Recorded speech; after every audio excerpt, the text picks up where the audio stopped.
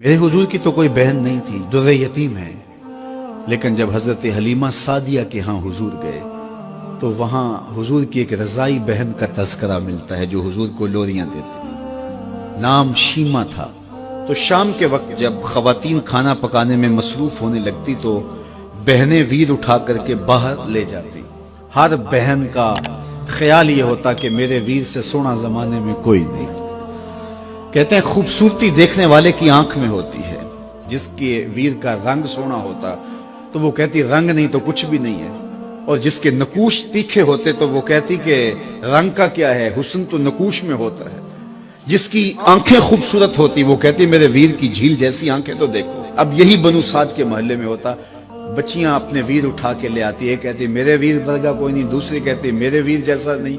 इतने में हजरत शीमा अपना वीर मोहम्मद उठा के ले आती और दूर से ही कहती नहीं मेरा वीर भी आ गया।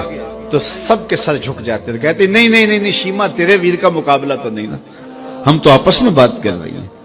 और फिर जब किसी बहन के वीर को मुतफिका तौर पे सारी कह दें कि तेरा वीर ही सोना है तो फिर उसका फख्र तदीद नहीं होगा। फिर उनका ज़ौक़ आसमान को छूने लगता। इब्ने हश्शाम सीरत की सबसे पहली किताब, उसमें यह वाक़या लिखा है कि फिर हजरत शीमा हुजूर को अपनी आगोश में लेकर समेटती और फिर चूमती और फिर वो लोरी देती है। और वो लोरी के लफ्ज भी लिखे हैं, रब्बना अब के लना मुहम्मदा हत्ता अराहु याफियम व अमरदा। अल्लाह मेरे वीर मोहम्मद को सलामत रखना। आज ये पालने में बच्चों का सरदार है, कल वो लम्हे आए जवानों का भी सरदार। और फिर झूम जाती और क्या खुशी उनकी दीदनी होती। और फिर वो मंजर भी आया कि हुजूर अलैहिस्सलातु वस्सलाम मक्के चले गए और ये जवान हुई और फिर इनकी शादी किसी कबीले में हो गई। आका करीम ने ऐलान नबुव्वत किया, 13 साल का वक्त कटा और फिर हुजूर मदीना शरीफ चले गए। जब गज़ावात का सिलसिला शुरू हुआ तो जिस कबीले में शीमा का निकाह हुआ था उस कबीले में मुसलमानों के साथ टकराव हुआ तो अल्लाह ने मुसलमानों को फतह अता कर दी। तो इस कबीले के लोग कैदी होके हुजूर अलैहिस्सलातु वस्सलाम के गुलामों के हाथों गिरफ्तार हैं।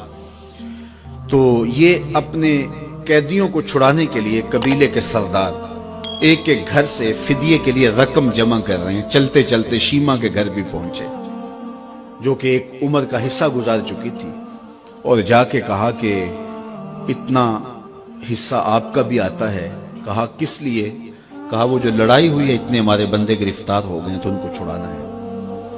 तो चलते चलते बातों में किसी के लबों पे हुजूर का नाम आ गया। तो शीमा ने कहा अच्छा उन्होंने तुम्हारे लोग पकड़े? कहा हाँ। तो कहा फिर तुम रकम इकट्ठी न करो, मुझे साथ ले चलो। उन्होंने कहा तुझे साथ ले चले? कहा तुम नहीं जानती वो मेरा वीर लगता है, वो मेरा भाई लगता है। कौम के सरदारों के साथ हजरत शीमा हुजूर के नूरी खैमों की जानब जा रही हैं और सहाबा नंगी तलवारों से पहरा दे रहे। ये मक्की दौर तो था नहीं, ये मदनी दौर था। और शीमा कौम के सरदारों के लेके जब आगे बढ़ने लगी ना तो सहाबा ने तलवारें सोच दी। रुक जा ऐ देहाती औरत, जानती नहीं आगे कूचा रसूल है, आगे बगैर इज़्न के जिब्रील भी नहीं जा सकते, तुम कौन हो? तो शीमा ने जो लफ्ज कहे वो लफ्ज नहीं है। उसने कहा खल्लू सबीली वालमू आना उख्त नबीयकुम, मेरी राहें छोड़ दो, तुम जानते नहीं मैं तुम्हारे नबी की बाजी लगती हूं। तलवारें झुक गई, आंखों पर पलकों की चिलमने आ गई, रास्ता छोड़ दिया। हुजूर के खैमा नूरी में दाखिल हुई तो हुजूर ने देखा, पहचान लिया, उठ के खड़े हो गए। फरमाया बहन कैसे आना हुआ? आपके लोगों ने हमारे कुछ बंदे पकड़े, छुड़ाने आई। तो फरमाया बहन तूने जहमत गवारा क्यों की? तू पैगाम भेज देती मैं यूं ही छोड़ देता, लेकिन तुम आ गई हो, अच्छा हुआ मुलाकात हुई। फिर हुजूर ने कैदियों को छोड़ने का ऐलान किया और कुछ घोड़े और चंद जोड़े हजरत शीमा को हुजूर ने तोहफे के तौर पे दिए। वीरों के दरवाजे पर बहनें आए तो वीर खाली तो मोड़ा नहीं करते।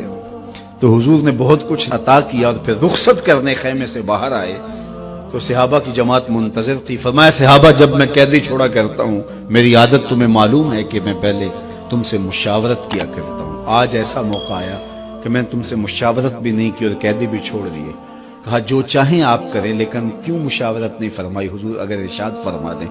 तो फरमा इसलिए कि मेरे दरवाजे पे मेरी बहन आ गई थी।